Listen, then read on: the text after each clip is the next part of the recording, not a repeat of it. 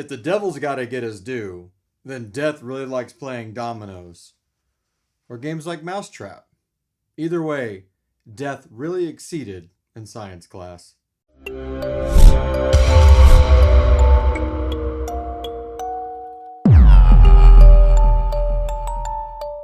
Final Destination Bloodlines. This is the newest Final Destination movie after a long hiatus. And it's one of those movies that I thought, did it really need to come back when I first saw the trailer? And after watching the trailer, I was like, yeah. And this movie was really good. It actually made me think, well, I just saw the trailer for I Know What You Did Last Summer, number whatever the fuck it is, and was like, this trailer's kind of cool. It's really arty. It makes the song line up with the scenes that are happening. Is the movie going to be this good? Law and Number says if Final Destination here was worth watching. I Know What You Did Last Summer, the legacy continuation. I don't know the name of the movie. Probably won't be, but we'll see. Now, I've seen all of these movies, but other than like the ladder going through one guy, the log truck scene, the eye surgery scene, the fact I think the first one's on the plane, I never rewatched these movies. These are not super rewatchable movies unless you're just like really into, having a horror movie on during your Halloween party or something. But it's not like, hey honey, let's cozy up on the couch and watch some Final Destination movies. Unless it's for nostalgia or those kind of things, because there's so many better horror movies out there that to me these never really fell in the category more of anything than these are some pretty cool looking kills, check this out, which you can just pretty much watch a YouTube clip up these days. But one simple thing kept me excited about this movie from the marketing material, and that is its premise: generational death. And it's great. Not only do you get death scenes of our current iteration of this generational heroes, but we get to see what grandma and grandpa were up to and what's going to happen to the parents in between. This is a kill count movie, and it's a really good one. It's not, all about those kill counts. In fact, if it was just a let's see how many body bags can splat movie, and that was the only thing bringing you into this, I'd probably rate this movie a little bit lower than I'm going to rate it later.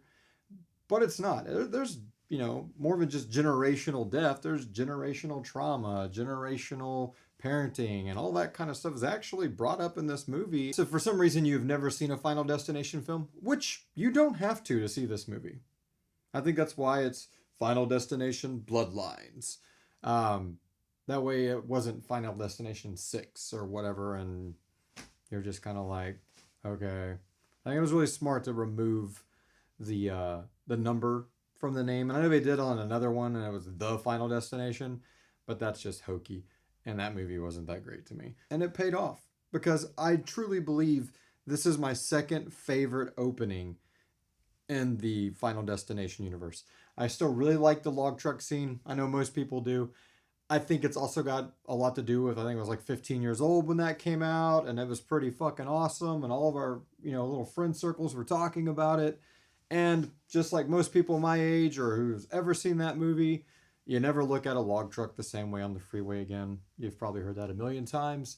But yeah, and I did enjoy seeing some reels that they were advertising this movie on log trucks. I think they might have been fake log trucks, but either way, what a great marketing campaign. But yeah, that opening, man, great CGI, amazing tension, very small introductions to these characters, but you're already feeling so attached to them that you're like, oh my God, what horrific way are they going to murder this child? What's going to happen to this really, really romantic, date-centric thing that this horrible event happens within? And even that has layers to it, which is pretty cool. And not just cheeseball layers, it actually sets up the whole bloodline premise of the film. And I thought they pulled it off great. But again, if you haven't seen one before, the Final Destination formula is pretty simple. A person has a premonition of a horrible event happening and tons of people dying in the most gruesome, horrible ways. And then she's like, or he, oh, and then stops it from occurring. And by doing that, Death now has to play the most fucking science-based way of like, how can this fall and hit that to trigger this to kill that person? Like the most elaborate, again, like mousetrap dominoes kind of death scenes ever, which is the formula of these Final Destination movies. Speaking of that premonition moment, I kept asking myself when I'm watching the scene with the grandma when she's experiencing the first major event that this movie stems from. Like, ooh, when is it going to cut back to this point where she's like, oh, we don't need to go up there, or oh, let's go back in the elevator, or oh, we need to make, like, every point I thought, like, there's even a point where a blindfold's pulled off of her on this date. I thought, oh, it's going to cut back to that, or like right when it's pulled off, she's going to see this and see. Not one point that I thought it was going to cut back to was the point it comes back to. So it's not very predictable in that. I mean, you might have predicted it. You can say in the comments or not, but I didn't. I was like, oh, that's kind of cool, because now when she realizes what's going to happen, the moment that we cut back to that we've already seen in this film makes that scene all the more awkward than it already kind of was. Really, really good pacing on this opening. The opening really sets the tone for the movie. The movie does have some spikes of really cool moments, but it is, like most of these Final Destination movies, like a slow decline to the ending. But that's kind of expected when you go into this. When you open with something that massive, it's really hard to have a final act that's going to take out this opening scene. And there's an attempt at it here, and it's pretty good. So once we get to the present, we meet this college student. She's got a lot of issues because she's having this bad nightmare. It sets up like how all of that affects what's going on in this. But if you do consider that a spoiler, oops, I'm sorry, but you probably, shouldn't watch these videos if you're that conscious of spoilers, because I'm not going to tell you how the deaths occur, who dies and who lives, if people live or if they all die. I'm not divulging any of that here. But there are some things you need to know to go into this movie. I mean, it is a good movie. You probably can tell by my excitement that I enjoyed this one. But what am I going to rate it? Well, I'm going to give it a little bit better than a crappy rating, just for one character, which is Eric. Eric is played by a guy named Richard Harmon, whom I've not seen in anything before. And I haven't had a chance to look him up or anything like that. But he looks like Tom Green from like the Tom Green Show era of like the time these movies were coming out originally. So that's pretty fucking cool. And he's hilarious. And he's awkward. I mean, he's got like a metal style t-shirt on. He's like a tattoo parlor guy. If you've seen the teaser trailer with the tattoo parlor scene, he's the guy in it. And how he relates as a cousin or like in the bloodline of the original grandma is pretty cool. And that his whole little side arc is very entertaining, even though he's not a main character. He's an ancillary character, but you could definitely tell that the writers, the directors were like, yeah, we're going to give him more screen time than the other cousins and siblings because we like this guy. He has this one line at one of the many funerals we see in this movie, which are really great because like a death happens and then it's like, here's a shot of a coffin going in the ground. Another death happens, here's a shot of a coffin going in the ground. But it's never like that comedically cheesy. He's just like, looks at our main character and tells her, did her face really explode? Talking about another family member.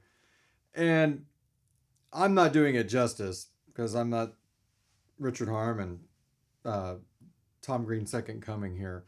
But it's fucking hilarious.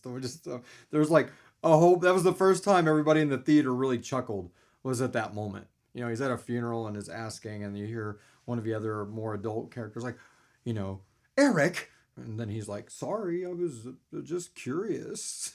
Like, later in the film, we learn about another character who's played by the late Tony Todd, Candyman. And he is amazing in this movie. Like, when all of these tropey horror movie situational characters, including him playing one, get together, his acting prowess and experience just dwarfs the rest of the cast. At that moment, he brings a seriousness to the film and a gravity to it that really gives you this, oh shit feeling. And then just kind of letting go, and how he ties into like the original scene. It really plays up. I enjoyed him in this movie a lot. All right, so let's see some other little things we can touch on here without spoiling the movie. Allergies can suck. This is definitely going to be considered the log truck of piercings. We'll say that. Most awkward paternity test.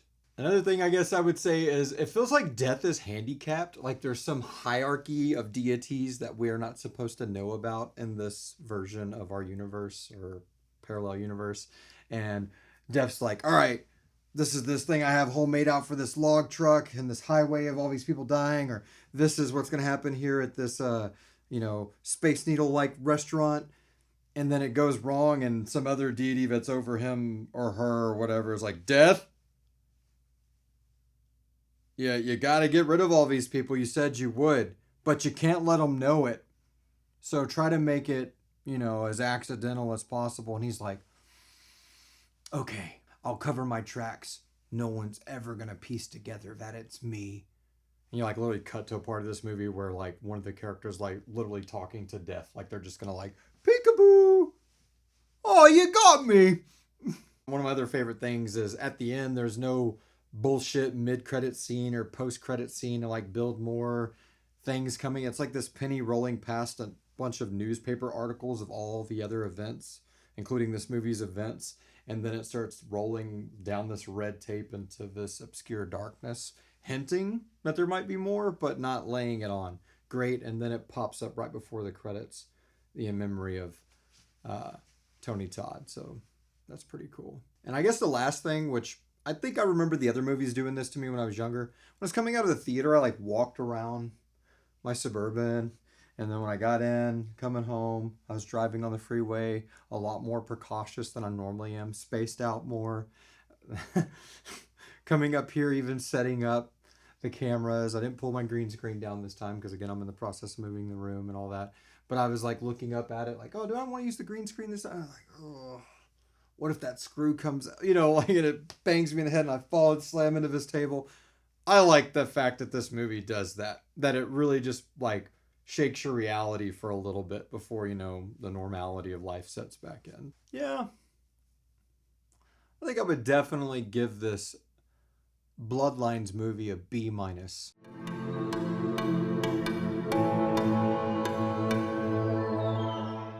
Solid B movie with a few little negatives. Go see it. It's definitely worth seeing on the biggest screen possible. It's one of those movies. It's really fucking flamboyant, again, with the CG and the scenes and all of that. And I didn't sit in them, but there's some people in my theater that were in the D-box chairs. And I think at one point, because it was like early matinee today, I went and saw it. One of the guys got up and went and sat in one of the chairs that wasn't D-box. I could hear him be like, he didn't even say anything, just, I guess his girlfriend or wife or whatever stayed there. There's like 4 chairs between them. That was pretty funny.